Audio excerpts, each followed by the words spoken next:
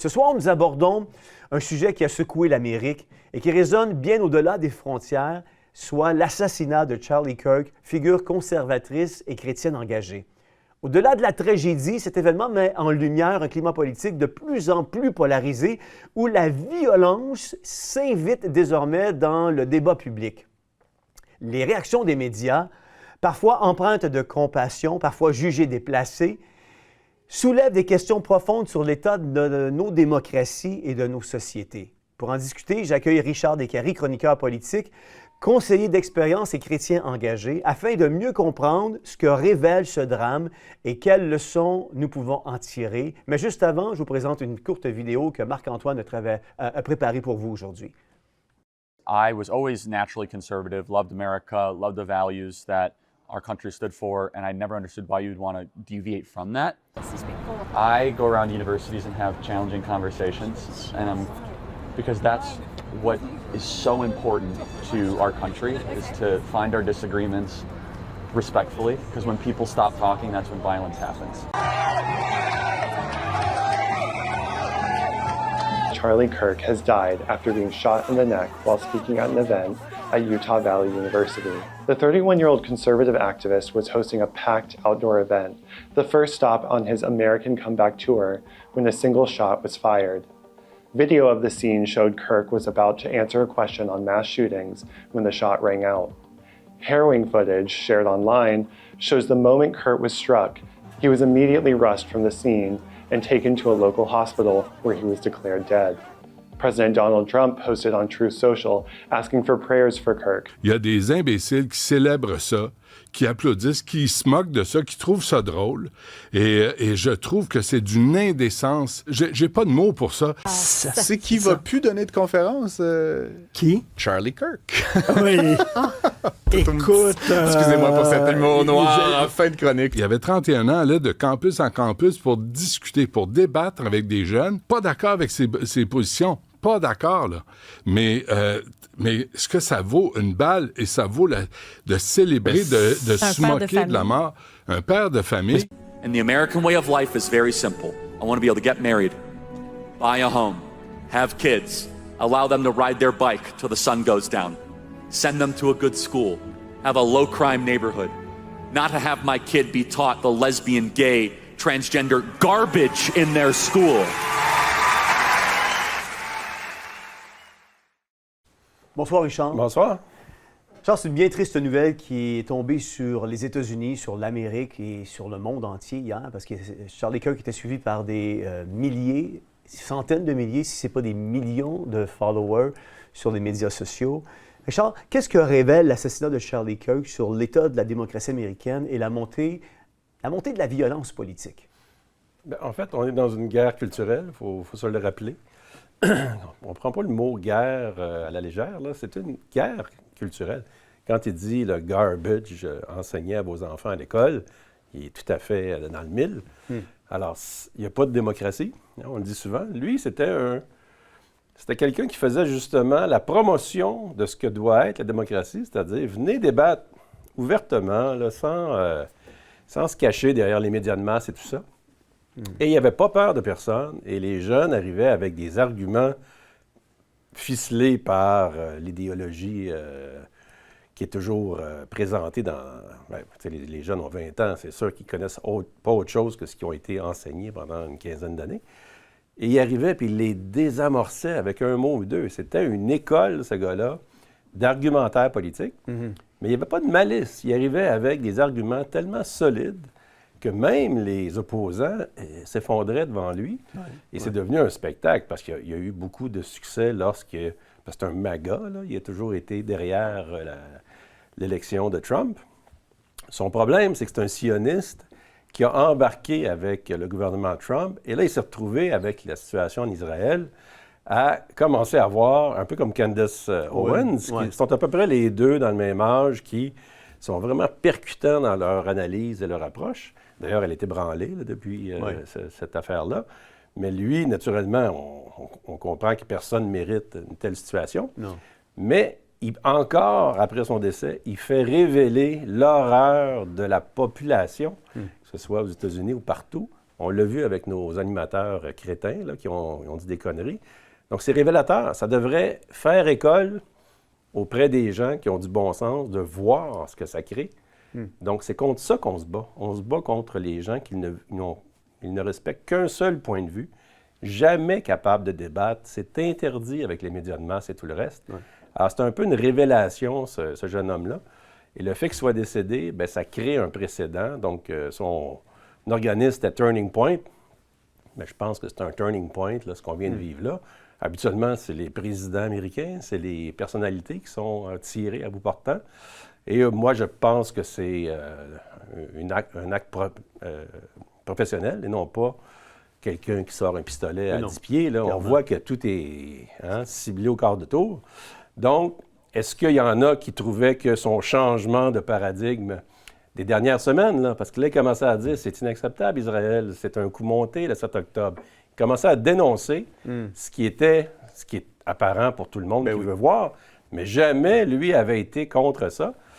Même Trump, il protège la liste d'Epstein. Lui commençait à être malheureux là-dedans, père de famille, etc. Donc, tu ne peux pas être pour la vérité à temps partiel, il faut que tu le sois à temps plein. Et là, il commençait à être obligé de revenir et tout à coup, il se fait tirer. Penses-tu que ce genre de dérive-là pourrait arriver au Canada ou au Québec? Moi, je dis souvent en politique, parce que je serais mort 3 fois si on tuait les politiciens au Québec, au Canada. Aux États-Unis, on tue des politiciens. Ici, on détruit leur carrière. C'est à peu près ça. Ici, c'est des pressions. Tu sais, tu perds tous tes amis. On l'a vécu avec le COVID à une échelle beaucoup plus grande, mais les gens vont se reconnaître là-dedans. C'est qu'à un moment donné, ça crée un précédent où là, tu es la personne qui est visée comme étant le troublemaker, alors que tu dis la vérité. Ouais. Et ça, c'est toujours un peu un réveil assez dur pour ceux qui vivent ça. En politique, on le voit souvent, les carrières là, qui arrêtent du jour au lendemain. Parlons-en à Bonnardel, là, qui s'est fait tasser. C'est ce genre de suicide-là politique qui se passe. Ouais. Mais aux États-Unis, on tue des gens, on tue des témoins. Ouais. Tout l'entourage de Clinton, là, souvenons-nous, ça mourait comme des mouches. Ouais. Et toujours des coïncidences un peu nébuleuses. Alors là-bas, c'est très violent. Ici, c'est beaucoup plus violent sur une base personnelle et professionnelle. Certains parlent déjà de Charlie Kirk comme d'un martyr politique. Selon toi, sa mort renforcera-t-elle le christianisme et le mouvement conservateur américain ou risque-t-elle de l'exposer à plus de critiques? En fait, les critiques ne sont pas... Tu sais, il l'a dit tout à l'heure, il dit « Moi, je suis conservateur depuis toujours. Je ne peux pas croire qu'on a bâti un pays. Hein, » c'est tout l'Occident qui parle, parce que les Américains parlent toujours des États-Unis comme étant le centre du monde. Mais il faut toujours élargir ça à l'Occident, parce qu'on est Européens à la base. Donc, c'est la culture occidentale chrétienne, il faut toujours finir sa phrase, qui était véhiculée par Candace Owen, par lui.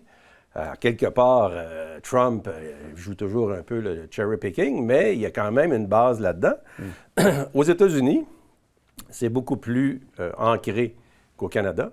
Et ça c'était déjà assez positif. Et là, ça vient donner un peu un porte-voix à ces gens-là. Ouais. Parce que lui, quand il dit « Je ne peux pas croire qu'on rejette la culture de nos ancêtres qui ont créé ce qu'on a aujourd'hui », et Nathanaël le disait tout à l'heure, on a tous ceux qui ont bâti l'Occident, hein, les ancêtres là, qui sont débarqués du bateau ici, là, couper des arbres à la hache. Aujourd'hui, on a des machineries, puis on ne fait même pas le quart de ce qu'ils faisaient. Bien, ils arrivaient avec la foi qui déplace les montagnes. Et là, aujourd'hui, c'est vraiment c'est plus qu'un athéisme d'État, comme il disait, c'est carrément une religion anti-chrétienne. Ouais. C'est ça qui est l'État, que ce soit ici ou partout en Occident.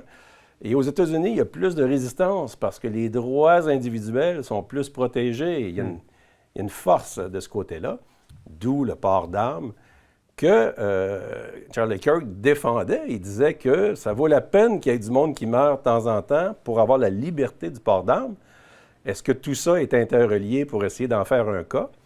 On ne sait pas. On le verra peut-être si on trouve le meurtrier. Oui. Il y a plusieurs qui ont dénoncé, avec raison, les réactions de certains médias et commentateurs qui semblaient se réjouir du décès de Charlie Kirk. Qu'est-ce que ça dit de l'état de nos médias puis de nos valeurs collectives? Le danger d'un manque de culture, d'un manque d'éducation sur des bonnes bases, ça fait du monde faible, et des gens faibles, quand on arrive pour argumenter, bien, on est frustré parce qu'on n'est pas capable d'argumenter. C'est un peu ça là, qu'on vit actuellement. Donc, qu'est-ce que les gens qui sont pas d'accord avec son point de vue depuis longtemps, les gens riaient de lui comme étant une caricature, c'est un gars solide, là. Ben oui. Donc, Ben oui. qu'est-ce que tu fais? C'est que c'est vengeur, c'est cheap, hein? C'est des mauvais instincts. Et là, c'est ressorti d'une façon énorme. Le chroniqueur Gosselin là, qui riait, là, j'espère que Québécois va s'en débarrasser. Le directeur de la santé publique là, qui s'est fait prendre Luc Boileau. Boileau à Montréal en disant « Sais-tu qui je suis? » Bien, aujourd'hui, il n'est plus là. Ouais. Bien, il est plein salaire, là, mais il n'est plus là. On doit tasser ces gens-là qui sont des images, des modèles, en fait, pour la société. Alors que ces animateurs-là, tous ceux qui ont ri d'un décès, d'une horreur comme ça, un père de famille et tout le reste, ils n'ont aucune humanité, là, quelque part. Ouais. Donc, c'est la vengeance. Plus largement, les élites politiques et médiatiques portent-elles, selon toi, une responsabilité, Richard, dans l'escalade de la violence idéologique? Bien, la violence idéologique, c'est tout ce qui est antichrétien, soyons clairs. Je le disais à la tribune la semaine passée, les religions musulmanes ou juives sont exclusives. Donc, la seule religion qui est inclusive réellement, parce que ce qu'on nous vend aujourd'hui comme de l'inclusivité, c'est de l'exclusivité. Alors, on a tout inversé le langage depuis 50-60 ans. C'est difficile pour les gens de se retrouver, c'est difficile pour les jeunes de comprendre où est la base. Ouais. Quand on est habitué de marcher sur les mains depuis des décennies, et là, tu arrives et tu dis, non, les pieds, c'est fait pour marcher, les mains, c'est fait pour autre chose. Il faut qu'ils réapprennent à vivre. C'est pas facile, à moins d'avoir un contact avec la foi avant. À moins d'avoir un réveil qui fait en sorte que tu dis, OK, là, je comprends qu'il y a autre chose. Et dès que tu tombes dans cette optique-là, bien, tu fais tes recherches, là, c'est le cas de le dire, et tu finis par comprendre qu'il y a une religion de paix. Donc, la civilisation occidentale qu'on est en train de détruire, bien, c'est inverser tout ce qui a été bâti par le christianisme. Alors, on est vraiment dans une guerre perpétuelle idéologique qui est anti-chrétienne. Elle n'est pas autre chose, là. Ouais. On se sert des musulmans, on se sert des situations X, Y ou Z par rapport à une réalité qui est de détruire la religion chrétienne. Et si on détruit la nature horreur du vide, si on détruit la religion chrétienne, ça va être remplacé par autre chose et Clairement. ce ne sera pas une bonne nouvelle. Clairement. Apparemment, Francis Gosselin s'est excusé aujourd'hui à 16h25. Il a beau s'excuser, il doit être mis à la porte d'un réseau clairement, ça, de c'est médias sûr. sociaux. Absolument. Tant mieux que ce soit excusé parce qu'il a dû se faire dire par son chien en arrivant à la maison, « T'es un écœurant. » Ouais. Ça se fait pas. Bon, on peut penser que, bon, il était tellement content que les gens de la droite mangent une volée. C'est à peu près ça qu'on peut imaginer, là, parce que c'est pas un mauvais gars. Là. Mais oui, mais il faut que l'institution mette ses culottes à un moment donné, qui disent, bien là, ce gars-là ne fera plus, n'aura plus de rayonnement auprès de la société. Exact. Selon toi, est-ce que la foi de Charlie Kirk aurait pu contribuer à faire de lui une cible politique? Ou c'est plus ses positions ou son rapprochement à MAGA qui a fait de lui une cible Non, politique? c'est son éloignement du sionisme avec tout ce qui se passe en Israël. Ouais. Ça fait 2 semaines, 3 semaines. Écoute, j'écoutais ce gars-là argumenter, j'étais séduit, là. C'était une machine. 31 ans. Oui. C'est fabuleux. Tu sais, tu regardes le cerveau de ce gars-là, tu te dis, c'est extraordinaire, quel don. Et là, il dérapait sur le sionisme. Tu te dis, quelle perte. Ce qui est financé par Israël, etc. Et là, tout à coup, il y a un éveil ou un réveil parce qu'il y a une pression qui devait être sur lui. On voit Candace Owen qui est totalement revenu à la raison en voyant que MAGA, ça avait dérapé. Tu sais, quand Trump cache la liste d'Epstein et que lui-même connaissait Epstein intimement et était pris dans ces réseaux-là, on comprend bien qu'il y a des manigances qui se font. Si on défend la vérité, il faut débarquer de ce soutien-là. On n'est pas en politique pour la vie avec une personne ou un agenda. Il faut être cohérent en vérité et en discernement. L'époque dans laquelle on est, c'est le discernement des esprits qui est important, pas les millions à la banque. Là. Il faut que tu puisses discerner qu'est-ce qui est bien et mal. Et c'est pas parce que quelqu'un est mal une journée qu'il n'est pas bien le lendemain et vice-versa. Donc, c'est un travail constant, surtout par rapport à ceux qui sont publics, et qui doivent être les modèles de la société pour les jeunes, pour les travailleurs et tout ça. Ils doivent être là pour dire les choses de la bonne façon. Donc, il fallait temporiser les émotions hier lorsqu'on a appris l'horreur du meurtre, et non pas ce qu'on a entendu à plusieurs égards. Donc, on voit que c'est mesquin parce que la société a perdu ses repères. Ouais. Ma dernière question pour toi, Richard, en tant que chrétien engagé en politique, comment répondre à une telle tragédie? Par la colère, par le silence ou par une espérance qui est enracinée en Dieu? Ben, en fait, le message passe encore plus depuis qu'il est décédé. Des drames comme ça, on va en vivre encore plus parce qu'on n'est pas dans une situation où ça s'améliore, ça s'empire. Et vu que l'objectif, c'est de dégommer la religion chrétienne, on le voit avec Legault ici, qui est un désastre, la preuve, il vient de faire un remaniement qui est passé comme une lettre à la poste. Il était supposé de renflouer le gouvernement, rebâtir l'image pour l'année qui vient.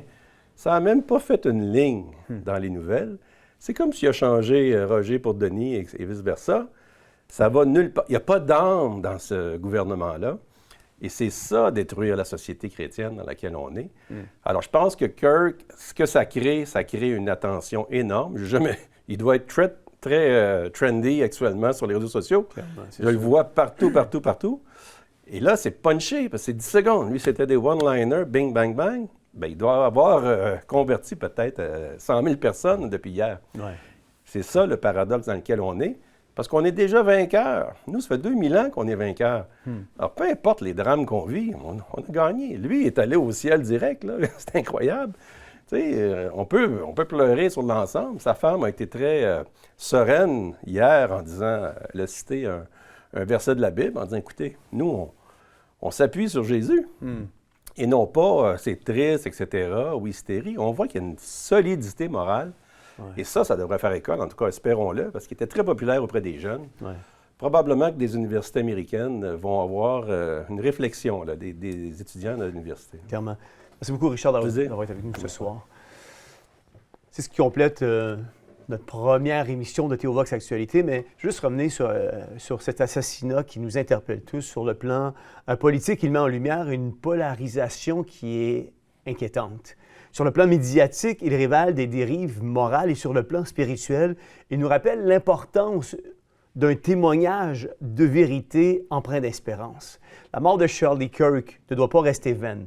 Plus que jamais, c'est le temps pour l'Église de se lever avec courage et avec vérité. Que ce drame devienne le feu qui embrasera une nouvelle génération de croyants prête à fonder et à faire grandir des organisations semblables à la sienne, des mouvements appelés à envahir nos campus universitaires, non pas avec la haine ni la division, mais avec le message de l'Évangile et l'espérance vivante de Jésus-Christ. Nous arrivons au terme de cette émission marquée par des constats troublants ce soir. Nous avons vu les contradictions d'un monde qui se dit moderne, un monde qui prétend défendre la santé, mais qui laisse des femmes sombrer dans la souffrance et la détresse psychologique après un avortement. Un monde qui proclame la liberté, mais qui réduit au silence les églises et les croyants. Un monde qui condamne la haine, mais qui peut se réjouir de la mort de ses adversaires. Un monde qui accumule des richesses sans limite, mais qui laisse ses propres citoyens mourir dans la pauvreté et dans l'isolement. Un monde qui parle de paix et de droits internationaux, mais qui vit en permanence au bord de la guerre et de la violence idéologique. Voilà le paradoxe de notre temps. Plus de droits, mais moins de liberté. Plus de progrès, mais aussi plus de souffrance. Plus d'inclusion proclamée à voix haute, mais aussi plus d'exclusion de la foi chrétienne. Plus de science, mais moins de sagesse. La Bible l'avait annoncé dans le livre d'Ésaïe au chapitre 5, le verset 20, qui nous dit « Malheur à ceux qui appellent le mal bien et le bien mal ». C'est exactement la confusion que nous vivons aujourd'hui. Et pourtant, au cœur de cette noirceur, une espérance subsiste. Jésus-Christ est notre seul et unique espoir. Il l'a dit lui-même dans Jean, le chapitre 16, le verset 33, « Vous aurez des tribulations dans le monde, mais prenez courage.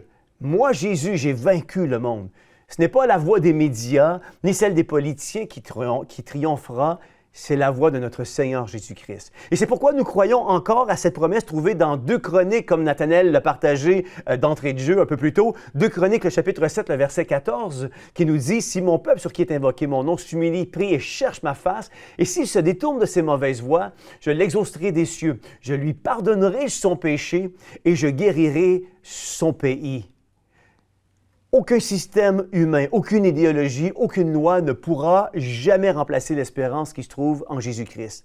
Alors voilà les choix qui s'offrent à nous ce soir. Celui de suivre les illusions d'un monde en dérive ou celui de placer notre confiance dans celui qui est le seul chemin, la vérité et la vie. Et ce soir, nous vous disons haut et fort, Jésus-Christ est le seul et unique espoir pour notre humanité. Ma prière, c'est que vous aussi, vous puissiez le réaliser et vous tournez vers ce Jésus. C'est Jean-François Denis qui vous dit bonne réflexion et à la semaine prochaine.